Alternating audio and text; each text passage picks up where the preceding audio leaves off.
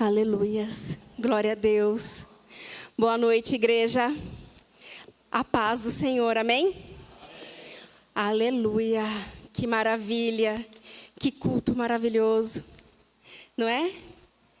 Oh, quão bom e quão suave é que os irmãos vivem em união. Você já deu um sorriso para esse irmão que está do teu lado? Já disse para ele o quanto ele é maravilhoso? Cumprimenta o seu irmão que está do seu lado. Eita glória, aleluias. Nós viemos aqui para adorar o mesmo Deus. O mesmo Deus, nós estamos aqui pelo mesmo propósito. Glorificar o nome do nosso Senhor Jesus Cristo. Amém? Então vamos lá. Sem muita demora, vamos já entrar na mensagem de hoje. É uma palavra bem difícil para mim, porque Deus tem ministrado essa palavra no meu coração há bastante tempo. E confesso que causou bastante dores em mim. E é assim, quando a gente apanha de Deus, a gente corre chamar os irmãos para compartilhar da mesma situação. Então é o que vai acontecer aqui hoje, irmãos. Glória. Você pode abrir a sua Bíblia lá em Êxodo 20. Êxodo 20. Nós iremos iniciar a leitura do 1, a partir do versículo 1 até o 6. Aleluia.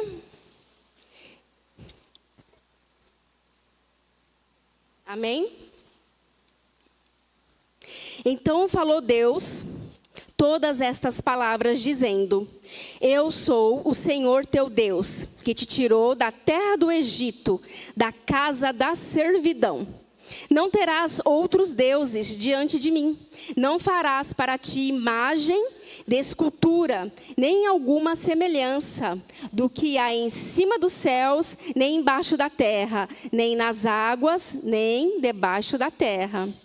Não te encurvarás a elas, nem as servirás, porque eu, o Senhor teu Deus, sou Deus zeloso, que visito a iniquidade dos pais nos filhos, até a terceira e quarta geração, daqueles que me odeiam. E faço misericórdia a milhares dos que me amam, e aos que guardam os meus mandamentos. Aleluias. Glória a Deus. É uma palavra que foi dada ao povo que tinha saído do Egito. Acredito que todos aqui conhecem essa passagem, né? Moisés foi levantado como o libertador. E ele foi até o Egito. E ele tirou o povo que estava sofrendo uma escravidão. Os hebreus, que futuramente seria Israel. Então esse povo, eles estavam sendo escravizados lá no Egito. E esse povo, eles viram os maiores milagres acontecerem. Aconteceu ali diversas pragas. Cada praga dessa foi para um determinado deus daquela época, porque o Egito era uma terra de muitos deuses. E esse povo, ele estava sobre essa influência, né, do Egito, que eram de vários deuses. E esse mesmo povo aqui passou pelo Mar Vermelho, que para mim é um grande milagre, um dos maiores sinais de maravilhas. Eu não tenho estrutura para ver o mar se abrir diante de mim. Eu sei que pode, eu sei que vai abrir, mas eu acho que eu desmaio na hora, de tanta emoção. Gente, é diferente, né? Ver o mar se abrir diante de ti. E esse povo viu. Eles viram tantos milagres, tantos sinais, tantas coisas acontecendo. E esse mesmo povo que tinha acabado de ver esses milagres, de repente eles estavam adorando outros deuses além do nosso Deus, o Criador do céu e da terra, aquele que foi e libertou esse povo. Esse povo foi liberto do Egito porque Deus determinou que fosse assim. Foi uma escolha de Deus. Deus levantou Moisés e disse: resgata o meu povo que está sofrendo no Egito. E esse povo entraram em desespero. Após 3 meses deles ter saído de Israel, Moisés subiu ao monte, no Monte Sinai, para ter ali um encontro com Deus. E foi nesse encontro que Deus passou determinadas leis para ele. E após 40 dias, o povo começou a entrar em desespero, achando que Moisés teria morrido. E como Moisés era uma figura muito importante para eles, a ponto deles acreditarem que sem Moisés eles não iriam chegar a lugar algum. Eles tinham depositado em Moisés toda a fé. Não, se Moisés não está aqui, nós não iremos adiante. Se Moisés não está aqui, não iremos conseguir chegar até Canaã. Era isso que eles acreditavam. Então, por desespero, o povo entrou em conversas, né? Em conversa, eles começaram a entrar em desespero. Começou aquele murmurinho, né? Vamos fazer alguma coisa. O nosso líder morreu. Levantaram um falso Deus. Um bezerro de ouro, né? Todo mundo já sabe. Só que eu não vou, aqui, neste momento, entrar nesse assunto. Esse texto, ele foi escrito para esse povo de Israel. Mas hoje, essa palavra se faz tão presente nas nossas vidas, trazendo para os nossos dias de hoje, essa palavra nunca fez tanto sentido. E vocês vão entender por quê. Porque assim como aquele povo estava desesperado para levantar um Deus para substituir Moisés, assim hoje nós fazemos igualmente. Nós fabricamos ídolos diariamente. O nosso coração é uma fábrica de ídolos. Todos os dias, qualquer situação, nós estamos levantando ídolos que não seja o verdadeiro Deus. Então, primeiro, para começar, antes de tudo, o tema da palavra é ídolos. Então, antes da gente entrar nesse assunto, vamos entender o que é idolatria. Idolatria é tudo aquilo que ocupa o lugar de Deus em seu coração. É uma forma de rebelião contra Deus. Tudo que toma a primazia dos nossos sentimentos, pensamentos, que não seja o Deus, é ídolo. Tudo aquilo que ocupa a sua mente, tudo aquilo que ocupa o seu coração, se torna um ídolo. Então, muitas vezes a gente pensa o quê? Você vai falar de ídolos? Eu já estou muito bem resolvido em questão a ídolos, porque eu nasci no berço evangélico, eu nunca adorei ídolos. Ou então você pode dizer, eu já vim do mundo e já me resolvi, eu sei que eu não posso ser idólatra. Eu não tenho idolatria. E nós, muitas das vezes, nos enganamos. Quando você tenta buscar uma intimidade com Deus, quando você tenta buscar um convívio verdadeiramente com Deus e não consegue, muitas das vezes, o que você tem de barreira são ídolos no coração. Porque o nosso coração, ele é enganoso. O nosso coração, ele tem uma tendência a preencher um vazio com coisas, com objetos ou com pessoas. Muitas das vezes nós acabamos adorando não só estátuas, não só ídolos de bronze e de ouro, mas acabamos muitas das vezes adorando pessoas, coisas e sentimentos. Então, o que são ídolos? O significado de ídolo é uma pessoa quem tem atributos de qualidade divina. Porém, é qualquer coisa mais importante que Deus. Qualquer coisa que você busca dar a você mesmo, que somente Deus poderia dar. Ídolo é tudo aquilo que foi criado por mãos humanas. Pode ser objetos, coisas, sentimentos, pessoas e músicas. O coração é uma fábrica de ídolos, como eu já disse.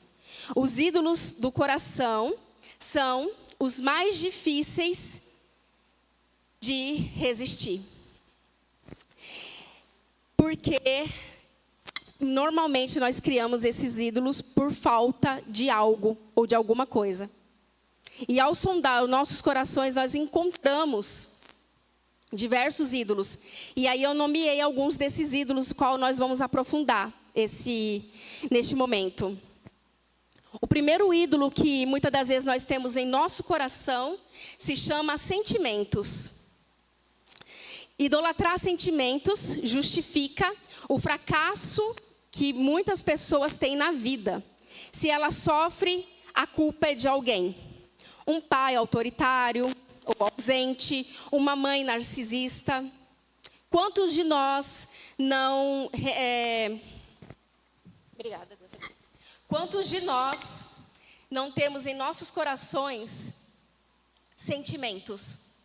Sentimentos que eles não deveriam estar lá. Sentimentos que muitas das vezes drena a sua energia, drena a sua força de buscar a Deus. Como que você vai chegar até Deus se você tem uma muleta? Ou vamos dizer, você tem uma desculpa? Porque existem pessoas que adoram seus sentimentos. Sentimento de tristeza, sentimento de rejeição, sentimentos que ocupam o espaço que deveria ser de Deus. Nós temos, muitas das vezes, o sentimento de rejeição. Aquele medo que a gente tem de ser esquecido, de ser deixado para trás. Quantos de nós, por conta de algo que passamos na infância, quando estamos adultos, nós temos esse medo. O medo de ser esquecido, o medo de ser rejeitado. E isso te afasta de Deus.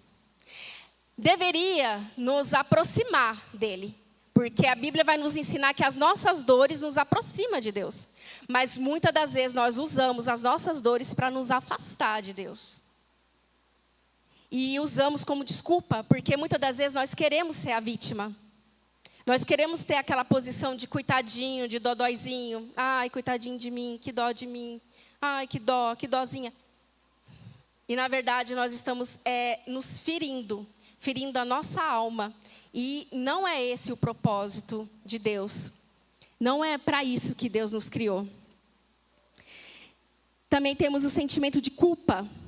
De se sentir responsável ou arrependido por ofensas, por percas, remorso por quebrar uma conduta ou uma ausência de perdão. Gente, esse sentimento aqui, ele vai nos afastar de Deus. E muitas das vezes nós temos esses sentimentos como ídolos. Sentimento de culpa. Um sentimento de que você não é merecedor. Eu não mereço perdão, eu não mereço Jesus, eu não mereço Deus, me deixa aqui, eu nasci para sofrer, eu nasci para ser assim, eu nasci assim, assim ficarei eu. Não, jamais, não é essa a vontade de Deus. Deus não nos criou para alimentar sentimentos que não faz a parte dele. Não, isso ele rejeitou, isso não faz parte dele. Isso aqui é totalmente humano. E muitas das vezes, irmãos, nós precisamos de ajuda para vencer essas dores. Não é errado você buscar uma ajuda psicológica, psiquiátrica. Não, não é errado. Mas nós temos que nos tratar o coração. Onde que Deus vai habitar com esse amontoado de ídolos?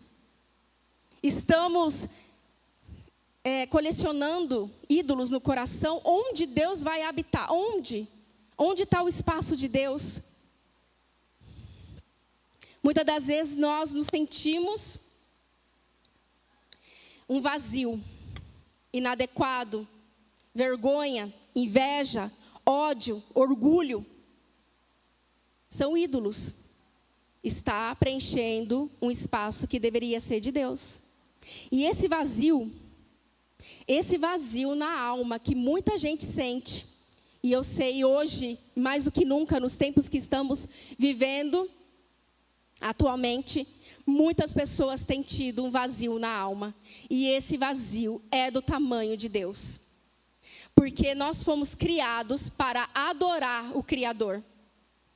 A criatura não nasceu para ser adorada, mas nasceu para adorar. Nós já temos essa necessidade de adoração. Nós nascemos para adorar. E esse vazio é do tamanho de Deus. Irmãos, nos dias atuais, as circunstâncias atuais, o que tem acontecido no mundo, com a igreja, com as pessoas, com a política, em tudo que você olha, se você não tiver uma base forte no seu coração e na sua alma, certamente teremos uma tendência a desmoronar. Porque precisamos ter uma saúde emocional nos dias de hoje. Precisamos buscar uma saúde emocional. A igreja precisa buscar essa saúde. Muitas das vezes nós acreditamos que a partir do momento que você aceita Jesus, a sua vida será perfeita. Como um passe de mágicas. Aceitei Jesus e agora é só alegria. E não é assim. Aceitar Jesus, buscar Jesus necessita de muita renúncia e de mudança de vida, mudança de estilo. E muitas das vezes o nosso emocional é aquilo que nos atrapalha mais. Então hoje, espero que vocês tenham esse discernimento de sondar o coração, analisar esses sentimentos que têm machucado a sua alma e definitivamente se livrar deles. Que vocês possam sair daqui hoje com o coração vazio dessas coisas terrestres, dessas coisas do mundo, dessas coisas da carne, e que vocês possam sair com o coração cheio de Deus, para poder suportar os demais dias. Virão dias ruins, virão dias maus, e precisamos estar cheio do Espírito Santo. João 15, 12. João 15, do 12 até o 14, diz assim: o meu mandamento é este, que vós amais uns aos outros, assim como eu vos amei. Ninguém tem maior amor que este, de dar a alguém a sua vida pelos seus amigos. Vós sereis meus amigos se fizerdes o que vos mando. Veja só, o amor de Deus, o amor de Jesus por nós, foi tão perfeito, que ele foi até aquela cruz, passou por todo aquele processo, passou por toda aquela dor, para que hoje eu, pela misericórdia dele, fosse redimida e pudesse falar do amor dele. E muitas das vezes, esses sentimentos que nós temos na alma, nós iremos curar exatamente dessa forma, ajudando o próximo, ajudando os nossos irmãos. Uma das formas de você curar a ferida da sua alma é praticando a caridade. Praticando aquele amor que Jesus nos ensinou. E esses dias eu estava até conversando e eu disse, eu pelo menos, eu não sabia o que era amor. Eu não sabia o que era amor até eu mergulhar verdadeiramente nas escrituras e entender o que foi que Jesus fez por mim. Porque nós somos descendentes de Adão. O pecado que Eva e Adão cometeu no paraíso estava sobre nós. Nós estávamos separados de Deus. E Jesus, pelo amor dele, o amor, gente, foi um amor puro, genuíno, ágape, um amor que nós desconhecemos. Ele foi como um cordeiro mudo até aquela cruz. E amor, irmãos, não tem nada a ver com o que nós aprendemos, porque a gente tem uma influência romântica dos filmes, das novelas, das histórias, dos livros, mas amor não é isso que a gente conhece. O que a gente conhece é sentimento, é gostar. E gostar está relacionado a algo meu. Eu gosto de café sem açúcar. E eu não quero discutir sobre isso. Eu gosto de café sem açúcar. E muitas pessoas não gostam, porque não faz parte do gosto particular de cada um. Então, eu gosto muito do meu esposo, mas isso não tem nada a ver com amor. Porque amor é amar aquele que eu não gosto. Amar aquele que me feriu, que me machucou. Isso é amor. Amor a gente não dá para quem merece. Amor a gente dá para quem precisa. Eu não merecia Jesus ter ido para a cruz e morrer por mim. Mas eu precisava. Porque como que eu ia ter relacionamento com Deus, aquele que me criou, se não fosse Jesus ter pagado um preço na cruz por mim? Pecadora que sou. Jesus fez aquilo por amor. Um amor que nós não conhecemos. Você de repente pode dizer que você morreria pelo seu filho. Eu digo isso, eu morreria pelo meu filho.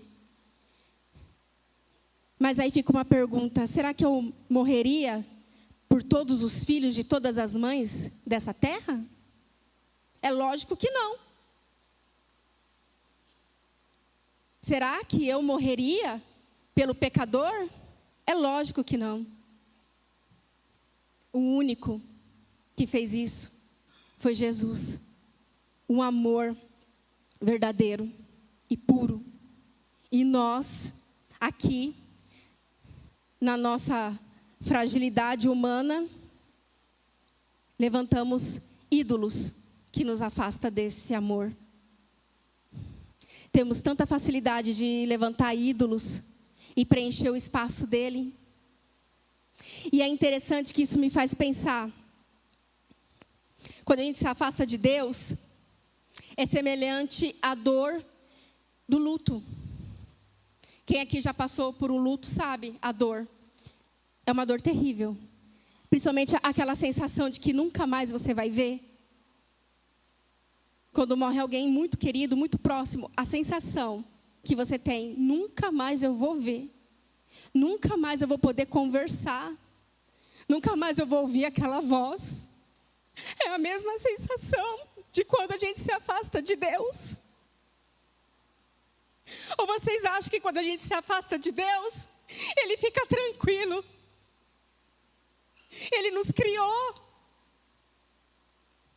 Ele nos fez e viu que era bom. Está em Gênesis, quando Deus criou o homem, Ele viu que era bom. Ele te criou do jeito que Ele gosta. Ele te criou para que você pudesse acessar o coração dEle. Ele te criou para que pudéssemos ter intimidade. E de repente a gente se afasta e levanta um ídolo e diz aqui: Deus, o Senhor não pode me dar? Eu levanto vários ídolos que vão me dar. E aí vem aquela sensação de luto. E Deus se afasta de nós. Irmãos, que nós não sejamos como o povo de Israel. Quando Jeremias clamou, quando Jeremias alertou, ele avisou: conserta, limpa os altares, conserta a sua vida. Eis que vai vir um tempo ruim. Vocês serão levados a cativo. Vocês serão escravos da Babilônia. Irmãos, olha os dias de hoje. Não dá tempo da gente ficar adorando o ídolo. Não dá tempo, irmãos. Está na hora da gente limpar o coração. Organizar esse altar. Limpar esse altar. Preparar a lenha. E colocar para queimar. E que não falte esse fogo no nosso coração. Porque o coração é um altar para queimar um fogo de Deus. Um fogo santo. Só que para que esse fogo queime, a gente tem que preparar o altar, limpar, tirar os ídolos, tirar toda a cinza do altar, preparar a lenha, rachar a lenha. Rachar a lenha significa isso, se preparar. Se preparar, se a gente quer ver fogo no altar, nós temos que nos preparar. Então é chegada a hora da gente preparar o altar. Colocar essa lenha para queimar. para que quando Jesus vir, ele encontre uma noiva pura. Toda vez que Israel flertava com outros deuses, com os outros ídolos, Deus falava: vocês estão se prostituindo com outros deuses, vocês estão se prostituindo com outros ídolos.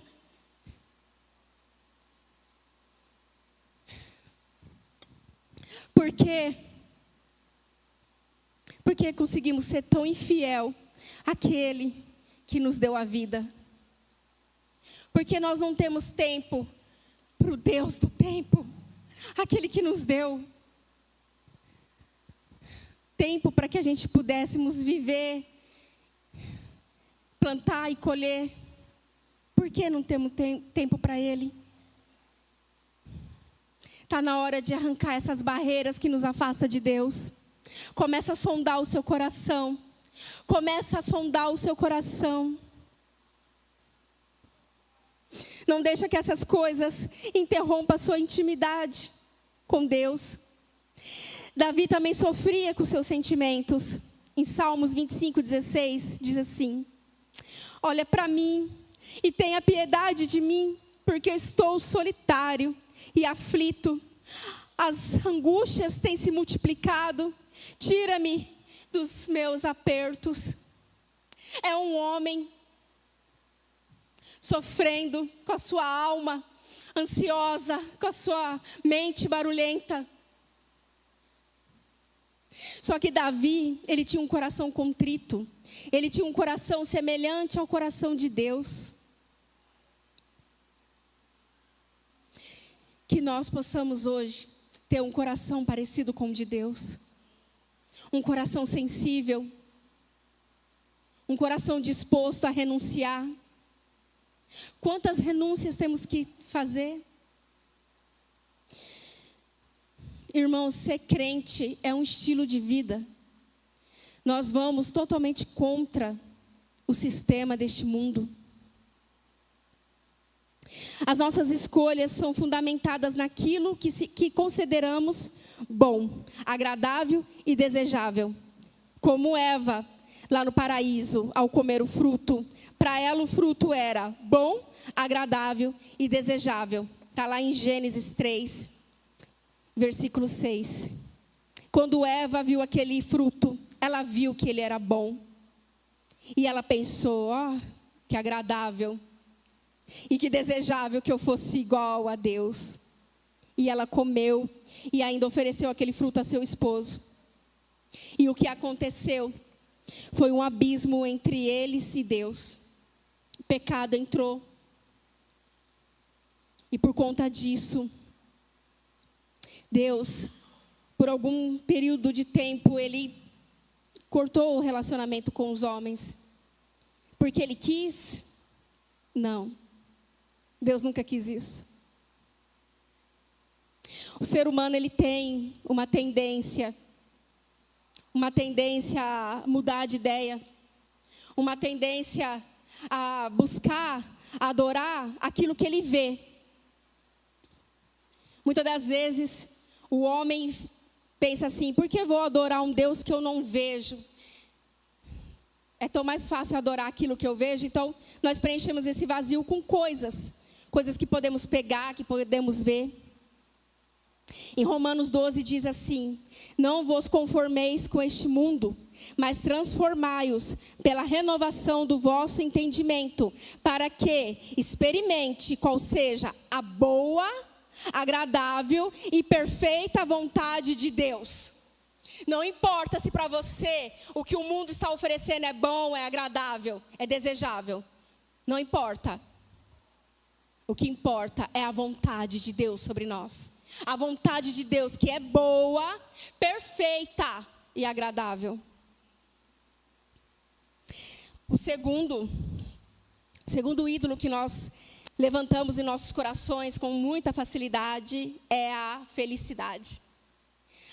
A felicidade. Levantamos falsos deuses porque acreditamos que eles são capazes de nos proporcionar felicidade. Nosso bem supremo, o nosso bem maior, nosso bem supremo é a felicidade. Ai, como eu quero ser feliz todos os dias da minha vida. Mas a felicidade, ela não é assim, todo dia, o dia todo. São momentos. Só que hoje nós vivemos um mundo tão caótico, tão perturbador, tudo tão corrido, tudo tão acelerado, que nós buscamos a felicidade diária, porque estamos viciados nisso. Estamos viciados em dopamina. E aí nós queremos ser felizes a todo custo. E tem uma frase que diz assim: se você quer ser feliz, procure primeiramente ser santo. Porque na santidade, é na santidade que nós encontramos a verdadeira felicidade. Adorar a Deus não é como passe de mágicas, irmãos. É uma decisão. Faz parte da nossa natureza querer ser feliz. E não há nada errado nisso. Eu não estou dizendo que é errado. O problema está na motivação. Está nesse vício frenético de ser feliz.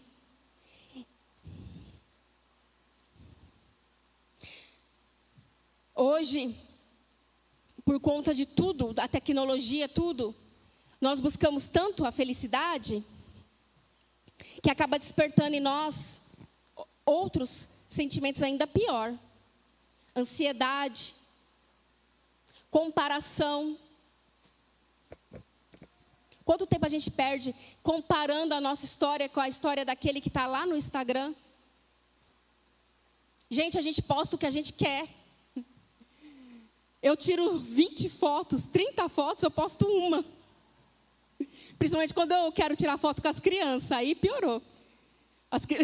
Eu tiro 200, se vocês pegar a galeria do meu celular, é só foto de criança.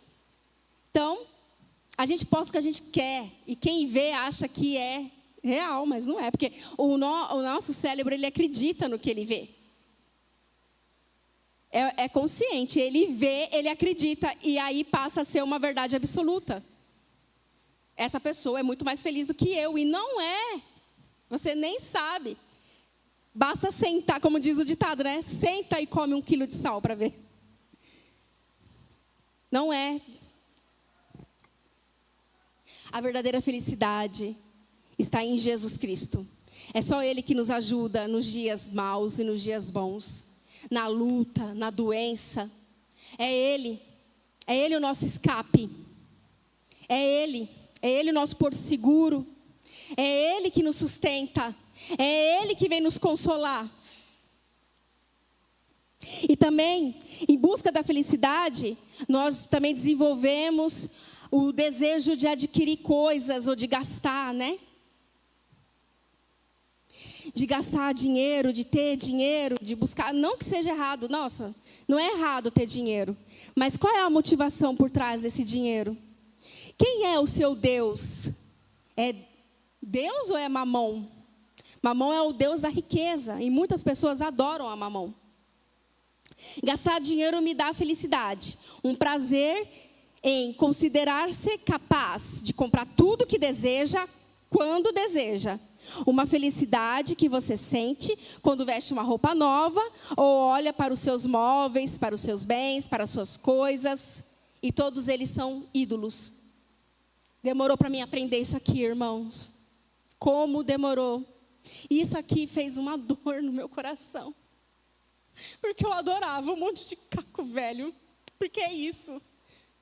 Eu adorava objetos, coisas que não pode me salvar. Quando eu for para a glória, eu não vou levar nada disso. Eu não vou levar nada. Vai ficar tudo aqui. E o meu coração estava preso nessas coisas. E eu sonhando e desejando novas coisas, amontoando coisas. Para quê? Só faz volume. Um volume emocional. Um peso, uma sobrecarga. Que quando você vai orar, você está desgastado. Porque você gastou o dia inteiro polindo os seus deuses. Que não fala, não anda, tem olho, mas não vê. E de repente a gente está se parecendo com esses ídolos. Porque a gente se parece com o que a gente ama. Se você ama Jesus, você vai se parecer com Jesus. E é esse o meu desejo, eu espero que seja o desejo de todos aqui também. Parecer com Jesus é o nosso alvo. Temos que ser igual a Jesus. E por outro lado, a avareza também é idolatria. Prender o dinheiro. Nós temos que aprender a respeitar, usar com sabedoria. Mas não podemos ser servo nem escravo desse dinheiro. Porque existem dois senhores, próprio Jesus disse. Existem dois senhores. Existe a Deus e ao dinheiro. E a gente não pode adorar dois deuses, porque você vai falhar ou com um ou com o outro. Que o seu coração não esteja nessas coisas da terra. Que o seu coração não esteja preso nessas coisas. Que você seja uma pessoa livre. Livre a ponto de Jesus vir agora te levar e você falar: eu estou pronto, eu quero, eu vou. Eis-me aqui, Senhor. Do que você olhar para trás e falar: mas e as minhas coisas? E as minhas coisas, não, pera. Às vezes a gente não está adorando só dinheiro ou sentimentos, a gente está adorando pessoas, o esposo, os filhos. Será que os filhos estão ocupando o lugar de Deus? Será que o seu esposo, sua família? Será que o desenho da família, tem gente que idolatra a questão familiar, ter uma família é um Deus. Tem gente que vive a vida toda buscando uma família, para chamar de seu, eu conquistei, eu consegui. Tem gente que se ama, que se idolatra, se venera. É chegada a hora da gente abrir mão, limpar o altar, acabar com esses ídolos. E para finalizar, porque a hora está passando, o último ídolo. Irmãos, essa mensagem aqui ela é bem extensa, dá um estudo bíblico de uns 3 meses, mas eu resumi para a glória de Deus, porque até ontem eu tinha um livro aqui escrito. Eu falei: meu Deus, me ajuda aqui, eu preciso resumir, e aí é o resumo do resumo. E ainda tem bastante coisa aqui que eu não falei. Então, para terminar, o último ídolo que nós levantamos no nosso coração é Jesus Cristo. Aquele que morreu na cruz por nós. Nós conseguimos levantar ele como um ídolo. E aí, irmãos, fica difícil. Porque nem Jesus quer ser adorado. Nem Jesus quer ser idolatrado. E quando a gente idolatra a Jesus, nós fazemos dele algo que ele não é. Porque Deus, ele não quer ser amado pelo que ele faz. Ele quer ser amado pelo que ele é. E quando a gente idolatra Jesus, nós fazemos dele um talismã ou um gênio da lâmpada. Não, se eu fizer 7 dias de oração, as muralhas vão cair da minha vida e eu vou conquistar tudo que eu quero. Não, se eu fizer uma campanha, no final do ano eu vou estar com o meu carro 0 na porta. Jesus não morreu naquela cruz por isso. Jesus não morreu na cruz para isso. E o evangelho que nós conhecemos aqui no Brasil é o evangelho mais místico que existe, onde levantou Jesus Cristo como um ídolo. E não é para ser assim. O evangelho, ele não é uma sugestão. O evangelho é o anúncio. É o anúncio do Salvador. Aquele que me limpou, me lavou, para que eu pudesse ter intimidade com Deus, o meu Criador. Irmãos, que essas palavras façam sentido no seu coração. Que você saia com esse pensamento hoje. Está na hora de sondar o coração. Está na hora de analisar esse coração e ver o que está te impedindo de ter intimidade com Deus. Por que você não está conseguindo romper essas barreiras? O que tem nesse coração? Se são sentimentos, existe solução para isso. Aleluia. Para finalizar,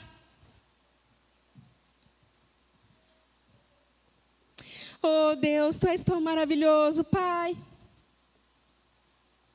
Para finalizar, irmãos, a melhor forma de você vencer todos esses ídolos é chamando o Espírito Santo para fazer parte da sua vida. Chame o Espírito Santo para habitar no seu coração. É só Ele, é com Ele e é só por Ele que você vai conseguir vencer esses ídolos. Porque o Espírito Santo, Ele é aquele que mostra para você, às vezes, o seu pior. Quantas vezes, irmãos, eu achei que eu estava bem com Deus e de repente o Espírito Santo me revelou algo que eu pensava que eu não era assim. Eu pensei que estava tudo certo. E de repente eu estava levantando ídolos no meu coração. Então hoje, irmãos, peça para o Espírito Santo vir habitar aqui no seu coração.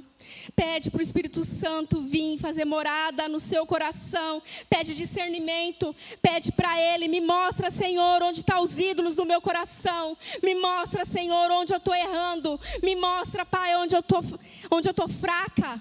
Me mostra, Senhor. E para finalizar, Romanos 8, 26 diz assim: e da mesma maneira também o Espírito ajuda as nossas fraquezas, porque não sabemos o que havemos de pedir como convém. Muitas das vezes nós não sabemos nem orar, irmãos. Mas o mesmo Espírito intercede por nós com gemidos inexprimíveis, gemidos que não têm explicação. É aquele que examina os corações, sabe qual é a intenção do Espírito. E é Ele que, segundo Deus, intercede pelos santos. E sabemos que todas as coisas contribuem juntamente para o bem. É daqueles que o amam a Deus, daqueles que são chamados segundo o seu propósito. Porque os que dantes conheceu, também os predestinou para serem conformes à imagem do seu Filho, a fim de que ele seja o primogênito entre muitos irmãos. E os que predestinou a esses também chamou. E os que chamou, a estes também justificou. E o que os justificou, a estes também. O próprio Espírito Santo. Vou convidar para os irmãos ficarem de pé. Vou convidar para você neste momento fechar os seus olhos e começar a chamar o Espírito Santo para fazer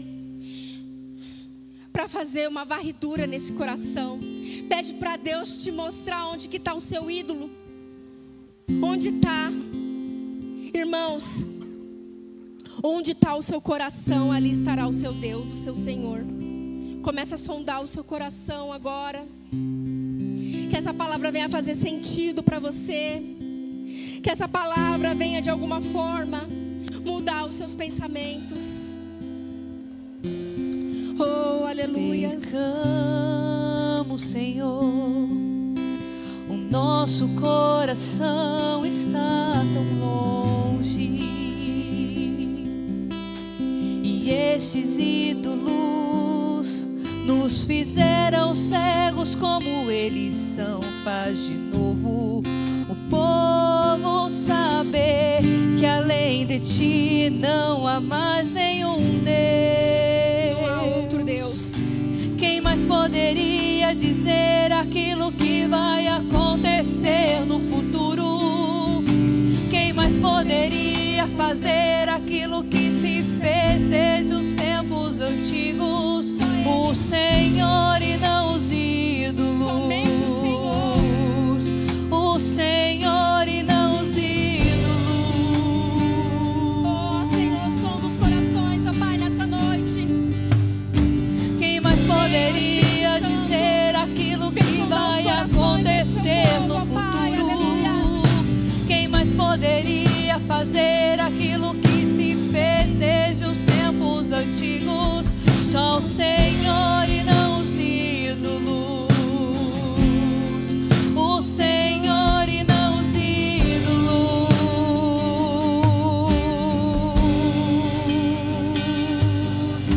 Derruba os amores rivais. Aleluia, Senhor, derruba, Pai. Expõe todos estes